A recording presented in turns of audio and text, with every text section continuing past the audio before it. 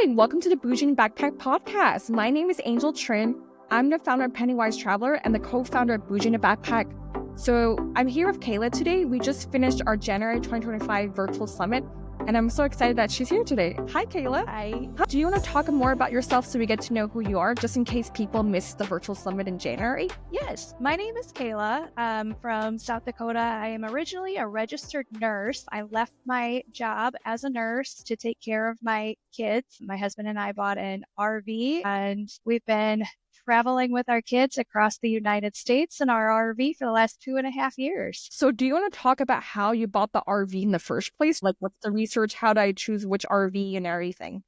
So my husband was huge with that. I am not very good at picking them out. I do have a freebie available where I kind of break down everything. So I do have a blog where I talk about some of the things that you need to get into RVing.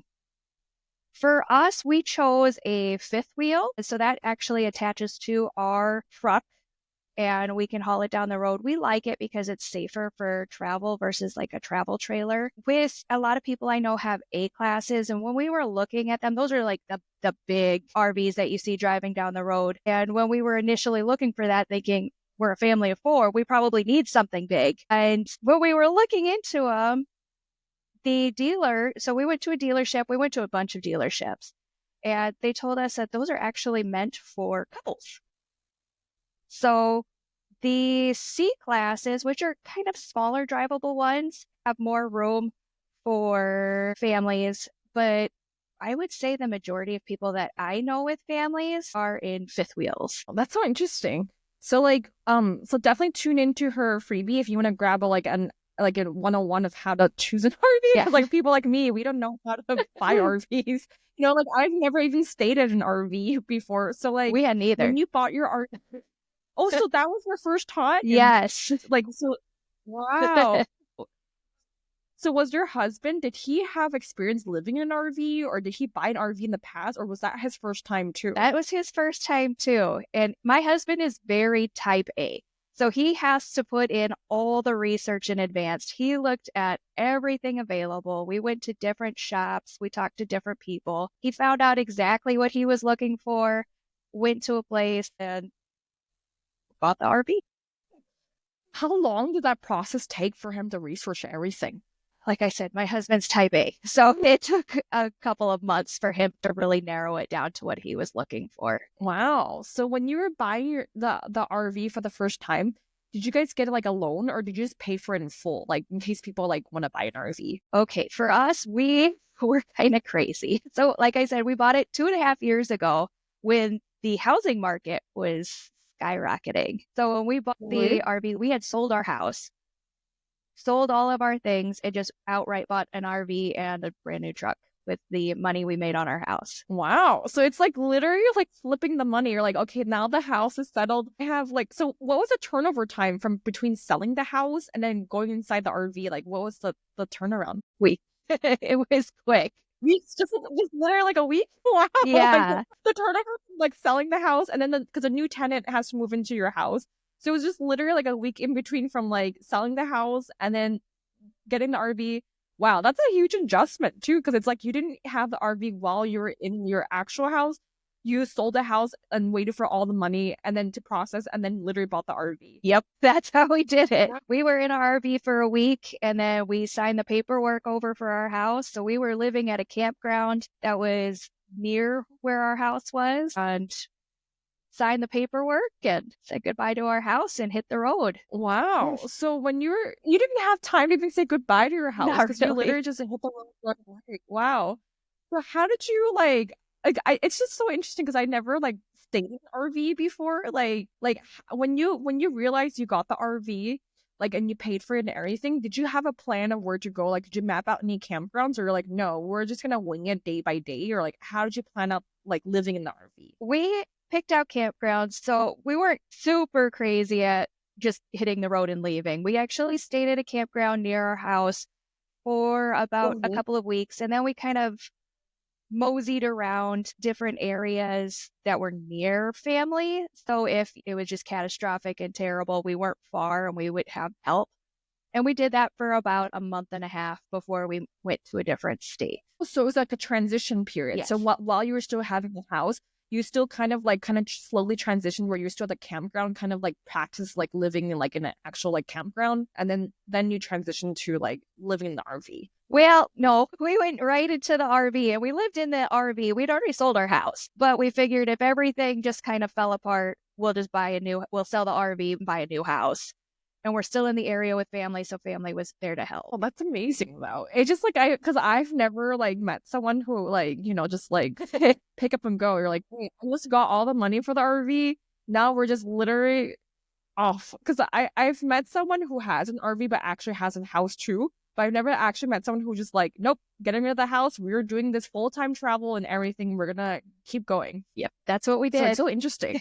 And there is a transition period. So I'm going to tell you, the first night that we got to the campground, I was like, I don't really feel like camping today, but I guess this is my life now. It was a transition. So growing up, did you camp a lot too or no? I did. Like, we were big campers. Okay.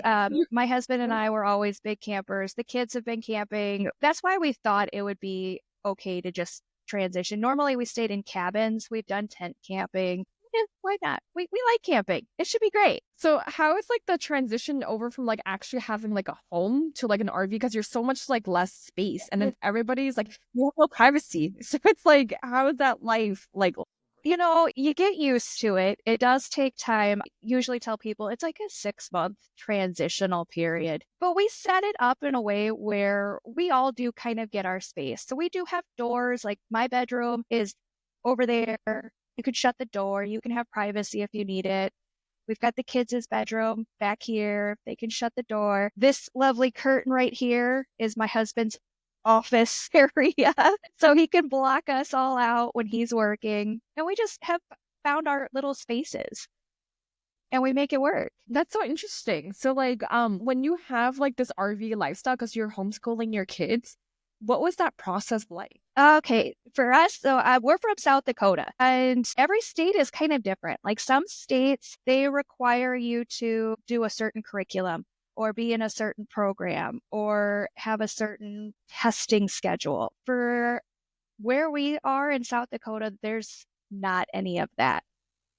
Just as long as, like, it was real, like quite literally going to a website, signing a paper that saying I'm going to homeschool them, and that was it. So then it was up to me to figure out how exactly to homeschool them. And that was, again, a trial and error.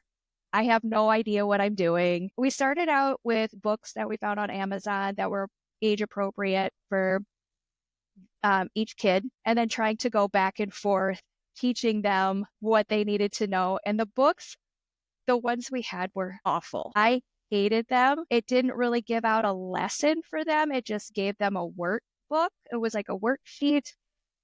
And my son, he's 12. He was in 6th grade at the time. 6th grade math is hard. And just trying to remember all of the things that I had learned a long time ago and then reteaching him.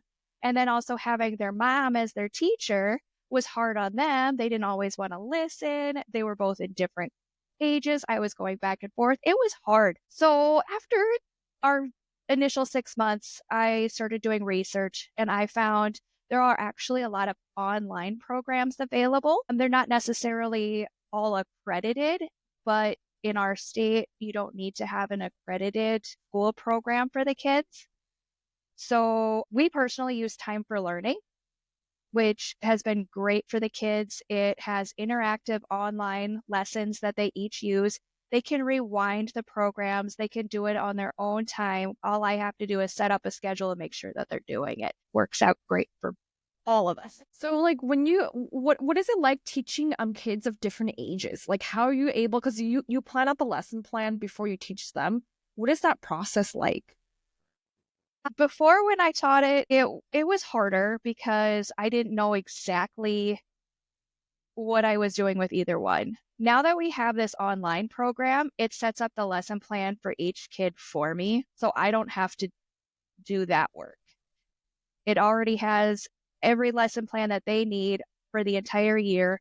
What I set up is how many days that they're going to do it and just following up with them and making sure that they are doing it. So that's more of what I do now. And then if they need help or they don't understand something, then I'm there to help them and get them through that. But it's a little less work for me with the online programs that they have available for these kiddos. For these online programs, how did you find them? Like, and is it expensive too? Like to get the course materials? It's really not too bad. I'm trying to think of the price. It was a couple $100 for the year. So it's not a terribly large price for both of them to attend the online program. And I found it when traveling around. I met somebody who had talked about their kids doing online schooling and homeschooling, and they had suggested it to me. So then I started doing research on what was available, and I found one that I really enjoy and the kids really enjoy. And then I'm also in a group of RV women entrepreneurs who we communicate with each other weekly, and we are able to give each other information on who's using what's working for them, and we can go back and forth on that too. Okay, so you have like a kind of like a community kind of thing too. So that's kind of helpful. So like at least like you don't feel like totally like alone in doing this. And it's kind of interesting because you said it's only like a few $100s for the online program for each person, so like for each child. So you think about that too in perspective. You're like, okay, well, like if I was to have like my child usually going to school, that would cost me like an airplane ticket for like every few, like let's say like winter break, for example. That's like a few $100s to go back home to like South Dakota or whatever. But instead, I'm paying that amount of money for an airplane ticket for the whole year for the tuition, for like the materials, the course materials. So that's how like I see it. Like kind of like if you want the flexibility to travel whenever, kind of like what you're doing with your kids, you kind of traded that off. You're like, okay, well, instead of like going only during winter break or spring break to go on vacation, I can go whenever I want. And the amount of money that I pay for the extra convenience, it's like a few $100s, but it's the same cost of me going during spring break and paying for an airplane ticket. But during spring break, as you know, of course, it's like more expensive for winter break near the holidays. The extra cost in that itself, where it's like maybe the airplane ticket's double the price, I'm paying for that extra $100. Instead, I'm having the convenience of where I get to go wherever I want, whenever I want, and having that kind of convenience. Yes. And we see that in a lot of different areas, especially with school. Because a lot of the kiddos in school, they are doing sports and different outside of school activities, and they're constantly busy. And that's where a lot of money goes, where our money doesn't go to all of those extracurricular activities. We're able to take the kids on different trips. And that's what we use our money for instead of paying for gear and all of those extra added costs of being in school. I mean, even the school lunches cost more than what I'm paying for their online programming. So then we use that money that we're saving to go and take them to experience different things. And then when you go to these campsites, do you usually see a lot of kids like their age too? So then they can have like friends and stuff at different campgrounds and everything? Yes. So my kids have friends all over the country, and they keep in contact with each other through Facebook Messenger. So they're able to talk to each other. They're able to see each other. They play games on there. You know, it's been really neat having them be able to meet people all over the country with different backgrounds and having to be more social. I know that's something that we hear all the time is, well, how do your kids socialize when you are traveling all the time? They actually have to be more social on the road, because they don't just have a few friends in their school that they're hanging out with all the time, and those are the only people that they talk to. They talk to everybody, adults, kids. They are very social and very good at communication skills because they are on the road, and they have to be. That's so interesting, because it's like I've never met anyone that like grew up like RV full time. Like I have friends who like they have like RVs, but it's like they're like their summer, like the Airstream or so, it's like their summer thing. It's not like a really like a full-time thing. So it's really interesting like how like I've never like met anyone that does like full-time RV travel to have like their own, like they literally just go on an online program to find something, and you're like, okay, well, I like that the school lesson plan, so I'm gonna pay a few $100s extra to get this one and just have the convenience of like traveling whenever I want, like with my kids and everything. Yeah, and being mobile too, they get to experience a lot of things that they see in the book, the things that they learn online. They get to actually go to these places and see it in person. Like my daughter, when we went to New York, she had seen the Statue of Liberty in a book. She saw it in person and went, well, that's a lot smaller than I thought. But being able to get that experience and being able to see it for herself, it's a huge game changer for these kids. Yeah. So for you, because you used to be an RN, what is that like now? Because it's like, do you miss it at all, or like, or you're like, no, like this is more my thing where I just have, because you have a new job role now. Now you're more like orchestrating, like teaching your kids and stuff, versus before you're like becoming an RN, you know? Yeah, so I worked in the medical field for almost 2 decades. And after COVID, the burnout was real. And I was just getting really exhausted. I wasn't actually seeing my kids anymore. I had my job as an RN and we were working overtime all the time. I had another job where I worked at a gym as well. So I would see my kids maybe 10 minutes a day, if that. And it was, my husband was getting them ready for school. I would pick them up in the afternoon, run to my other job. I would never see them. And then after COVID, the school had sent all the kids home because of my job. My job sent me home so I could take care of my kids. And we had a whole month where we were all at home and I loved it. I loved being home with my kids. I loved that opportunity to spend time with them. And after that, it was, well, what can I do to get that opportunity back? Because I miss it. And this opportunity came up and we jumped on it. Wow, that's amazing. Because it's like all the stuff, like the stars align for like, you're like, this is my wake up wake up call to do this. And then like that's why I want to give you the option. Like you could talk about it if you want or don't want about your son. Like I'm giving you the option. Yeah. So like, my son has struggled with, his official diagnosis is disruptive mood dysregulation disorder. And we have had a struggle with him since he was a baby. He was in and out of different daycares. When he was 4, he was kicked out of 2 different daycares. And because of his disorder, he just didn't understand what was going on. He didn't understand why these kids didn't like him, why the teachers didn't like him. With the disruptive mood dysregulation disorder, it put him in a constant state of fight or flight mode. When anything was going wrong or something that he didn't understand, he would immediately run or he'd fight back. When he got into the school, in elementary school, we got him on an IEP and did everything that we could to help him. He started going through depression. He went through suicidal thoughts. And this is first grade. He was 7. And we finally decided we're going to put you in hospital for a while, figure out what's going on. He spent a total of 2 weeks in the behavioral health hospital where he got his diagnosis. DMDD was his initial diagnosis, followed by ADHD, sensory processing disorder, oppositional defiant disorder. All of these really just encompass high functioning autism. And his psychiatrist believes that he has autism, but that has to be diagnosed through the school. When we asked the school to diagnose the autism, it was right before summer vacation. And they had said, well, we'll do it when he gets back. But at that point, we had already pulled him out of the school. He had gotten, when he was in the 6th grade, went into one of his fight or flight modes. One of his big triggers was, I don't know if you've ever heard of Gaga Ball. It's like, no, because when you think of Gaga, you think of Lady Gaga. Yeah. Like you're gonna mean like you never heard. Yeah. So it's a game these kids play where it's dodgeball in a pit. It's a small pit and they're throwing rubber balls at each other. And we've told the school repeatedly, don't let him play that game. That's his trigger. Please don't.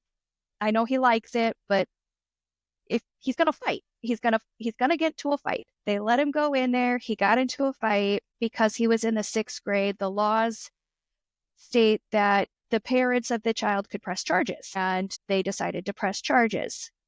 So now I've got cops knocking on my door. His principal decided that we were going to put him into a school for kids who have emotional dysregulation disorders. And the first 2 weeks, the teachers were like, we don't understand why he's here. He's such a sweet kid. He does such a good job. They put him in the Gaga pit again. He got into a fight. And one of the assistant teachers had said she was in fear for the other child's life. Now, they interviewed the other child, they interviewed the other child's parents. They all said, no, he was fine. But because of the statement that the teacher's assistant had made, the resource officer arrested him and Wow. brought him into, and he's 11. They arrested him and brought him to Luther Social Services, where we had to have a custody hearing because otherwise they were going to put him in a delinquent center. And we were able to get him back into our custody, but then we had to go to trial for one, the mom pressing charges on him 2 weeks prior, and then this one, which he was charged for felony assault.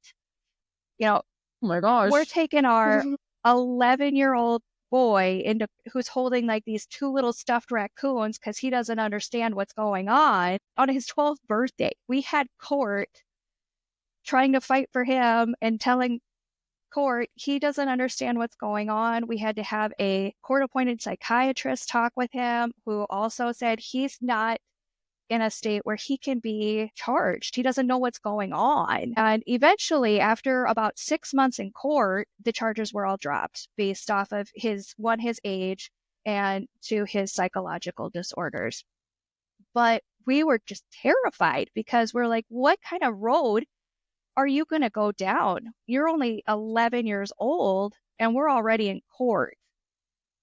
We didn't want him to go down that path. So that's why we made that decision to sell the house and just hit the road. And the initial thought was we're just going to give it a year-long reset and just figure out from there what we're going to do, like how we're going to do this. And he gained so much. Like I was able to work with him one-on-one, and we were able to work through the mood swings. We were able to really give him that attention that he needed. We were able to help him focus in school more. He spent most of his time in school in the principal's office or in a separate room by himself. He wasn't receiving any sort of help that was actually benefiting him. So once we got him out of that system and got him on, and he got the more one-on-one care with me and we were able to work through it, he gets more time outside. He gets more time in nature. He can work on things on his own terms. So if he wants to work on stuff in the morning, he can. If he wants to sleep in a little bit and work on it later, he can. He gets his assignments done. He gets his work done. He hasn't had a single fight with anybody. Instead of having cops knocking on my door, I have camp host knocking on my door telling me how incredibly sweet he is, how he is such a good helper, how he is just a fantastic kid to have around. That was what we wanted for him, not the path he was going. So that was why we made the decision to hit the road, and we've seen so many benefits since we've done it that we're continuing.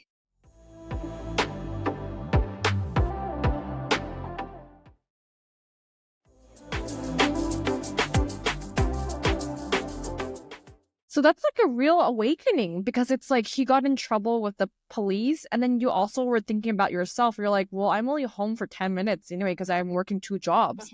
You know, if I take a budget cut and decide to become like a full-time parent, and like your husband's the only one working in the RV and stuff, but like if you decide to do that like full-time, where you quit your nursing job and your other job at the gym and you were just taking on your child full-time, you saw like the long-term benefits, because you were losing the benefits of like seeing them because you only saw them 10 minutes a day because you're working 2 jobs. And then you saw like how your son had mental health for him. It was like, this wasn't going to improve. You're like, this is the stopping ground for me to choose. Well, yeah. And I couldn't even work a full-time job because I was constantly getting called into the school. They were constantly calling me and saying, you got to come pick him up, or we're struggling with him. Can you come talk to him? I ended up having to drop down to part-time just so I could help the school, help him. And it just got to a point where I can't even work. I have to take care of him. So what does your husband do, like, for his job? So he works for a telecommunications company. And when he had started there, he was supposed to go into the office. He was in there for a month when COVID happened and everybody went home.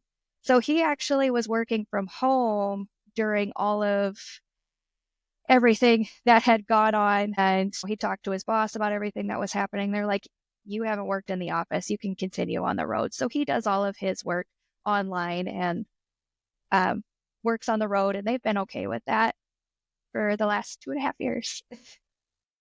So I guess it kind of worked out in the sense where like your husband has a remote job, and then for you, you were going in person. So your job switch was literally like switching from being a nurse, going to the hospital and going to the gym in person to actually like kind of like being the teacher with the course materials for your kids in that sense.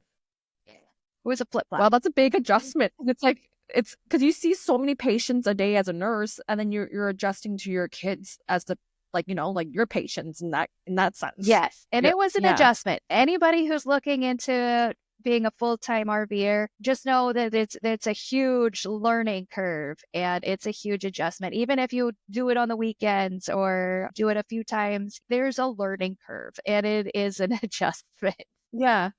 So when you had your daughter, is your daughter the younger one or the older one? She's the younger one. She's 8. So how did she feel about this? Because like she's like getting pulled out of school. Like how did she feel about everything? We were very nervous about her because she's a social butterfly. She's got so many friends, and we were really, really nervous about pulling her out. So she started on the road with us in the 1st grade, and she has just had so much fun traveling and seeing all of these things and just making friends. She's still a little social butterfly, making friends all over the country. We've asked her if she wanted to stop and go back to school. She's like, nope, this is what I want to do. She already made a name for herself. Yeah.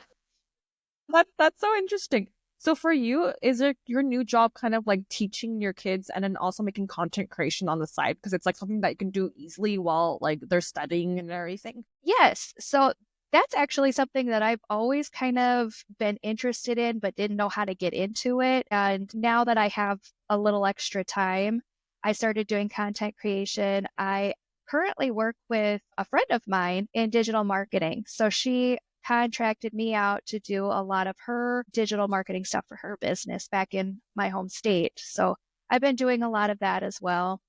And I've got a few other things out there that I've been working on, including like blog writing. Potentially, I'm working on a book with a company. I'm waiting to hear back on that one. But like, don't jinx me yet. Yeah, we're like don't jinx it.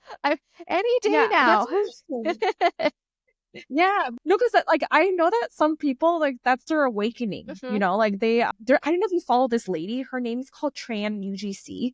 But she used to be a nurse just like you. And then she got like the burnout from the nursing stuff. So she went content creation wise. Yeah. I don't follow her, but I've heard that from a lot of people. So I mentioned I'm in a group of gals. We're all living in the RV. Many of us have kids, and a lot of us do content creation, and we're all there to help and support each other and teach each other new things. And we're just in constant contact all the time, working and helping and build each other. It's been a great community for me because it's not a competitive community. It's it's full on community where we're all just helping each other grow. And that has been just a blessing that I didn't know I needed. No, for sure. Because you dive right in, you know, and the digital marketing one, how did you find your friend who does digital marketing? Or did you know her before you did the RV stuff? Her and okay, this is going to sound fun. I am an aerial silks coach. I don't know if you know what that is. So you going to give me details? Yeah. So if you think Soleil, the curtains is what I hear all the time. Yeah. So that was the coaching that I did on top of nursing. Oh my gosh, you worked 3 jobs: the gym and the. So that was my gym job. Like, was it? That was my gym job. No way. That's so cool. Wait, so would you always do gymnastics growing up and everything? No. I got into this as an adult, actually. Wow. Yeah. So you met. Wow. So you met her through your second job from the gym. Oh. Yeah. So we started 7 years ago as students, aerial silk students, and a few years into it, the gym that we were going to closed. So her and I went to another gym and started coaching there.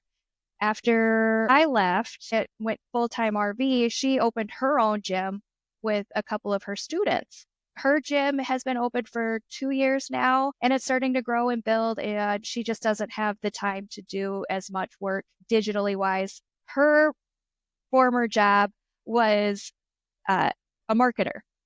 So she's taken me under her wing and has been teaching me digital marketing, and I've been doing digital marketing for her company, that it taking some off her plate. And it's just been a very good back and forth that we've had. Wow. So I'm happy it kind of worked out in that sense where like your second job helped you find your current job, like, Yeah. because that is a lot of nerve wracking for some people because they lose the income because they're kind of scared to like, like how that they lose the income from like not having like they went from like having income to having no income, or just depending on one income.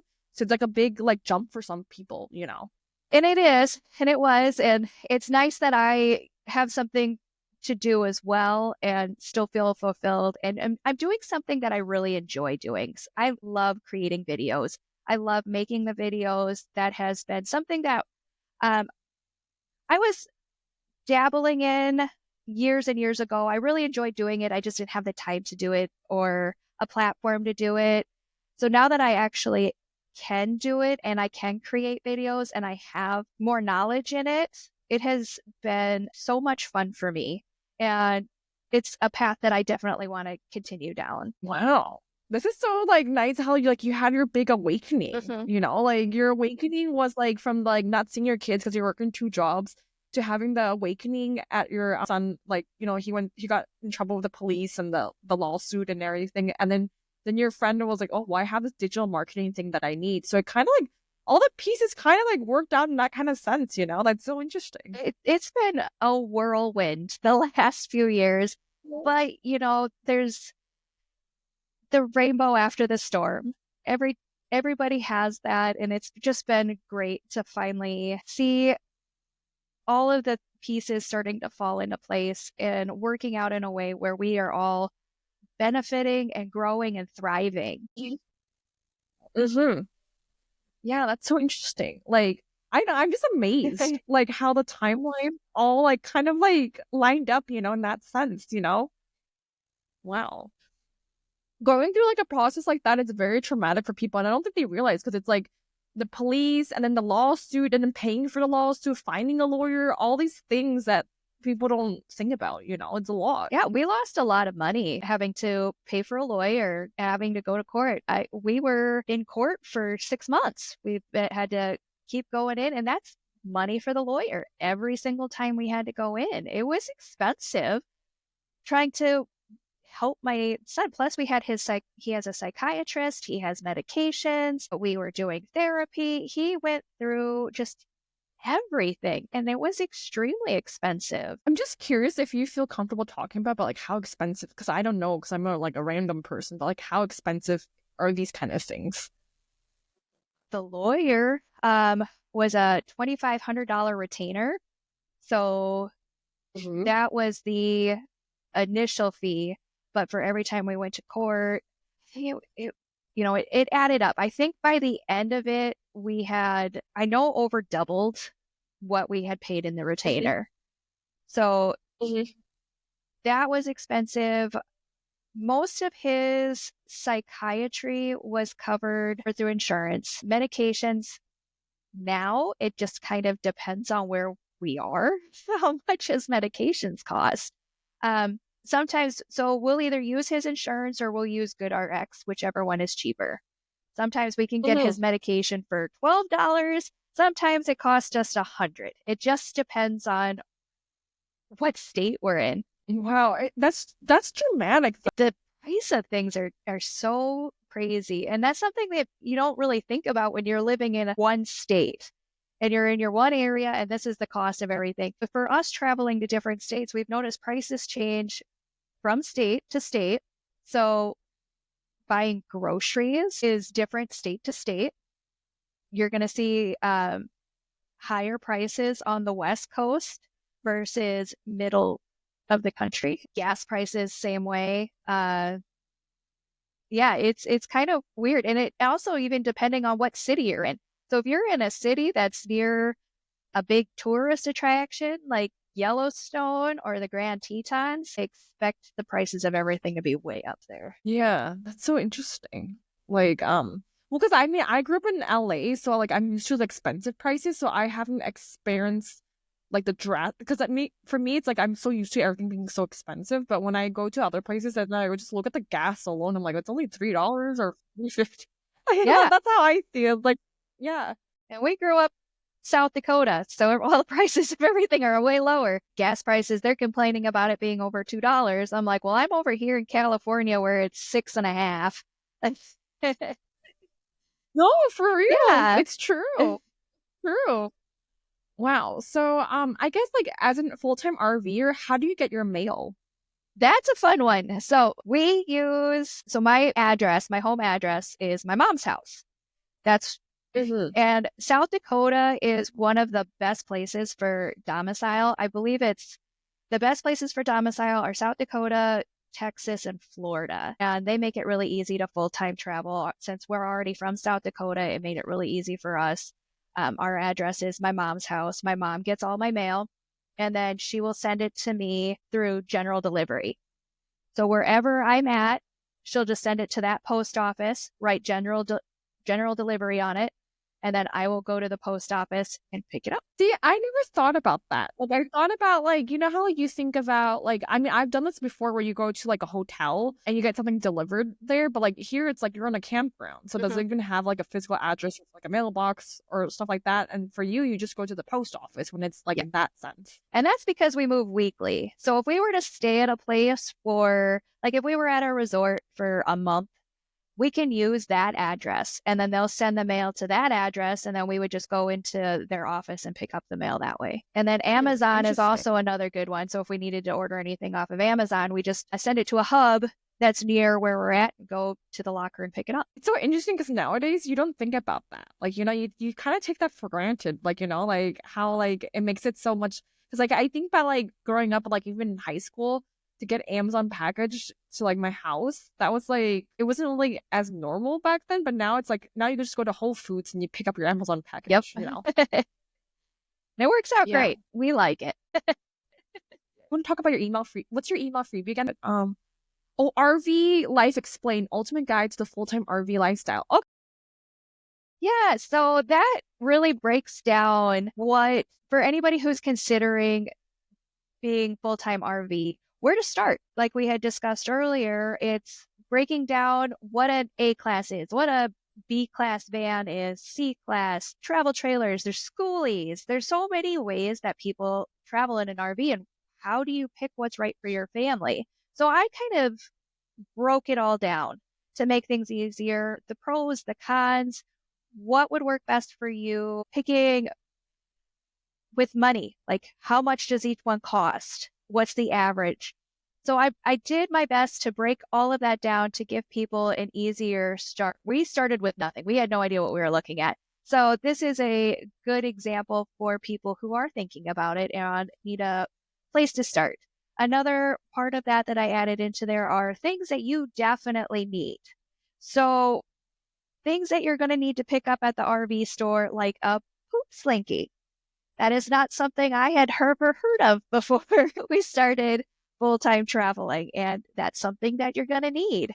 Your hoses, what a dog bone is, and what it's used for, and your EMS. So that really, my freebie breaks down all of the things that you need to know to get started in RV life. So interesting. Yeah, I'll definitely look at that too. I've never lived in an RV or like slept in an RV, so it'd be kind of interesting for people who have never done anything like this before to see what it's like a day in a life of someone that's in an RV.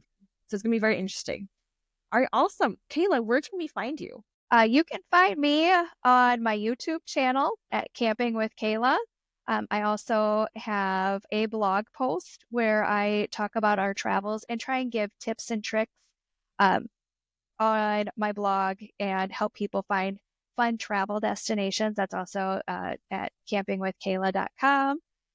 You can also sign up for my newsletter where I give more personal information, like places that we've stayed, why we like it, why we didn't like it, how to save money traveling. My most recent one that I put out was we had done a cruise to Hawaii and how to save money on your cruise to Hawaii and traveling with kids and the benefits of taking your kids on a cruise to Hawaii. So I lay it all out in my blog and in my YouTube channel, so you can see all of that information there. Right, sounds great. Well, definitely keep in touch with Kayla, especially if you want to learn about day in the life of living in an RV and grab her freebie. If you found this podcast helpful, please leave a podcast rating and review. It helps us out with a lot of getting new listeners, getting more sponsors, and getting more speakers for our virtual summit. So definitely leave us a good podcast rating and review if you find this information helpful. All right. And if you're catching this after the January summit where Kayla spoke about RV life, definitely check out the virtual summit replays in the show notes below. And you can find us, Bougie in a Backpack, on Instagram. That's our most active channel. And we also have YouTube as well for if you want to prefer to see the YouTube taping of this podcast. All right. Thank you so much. And I hope you have a nice day.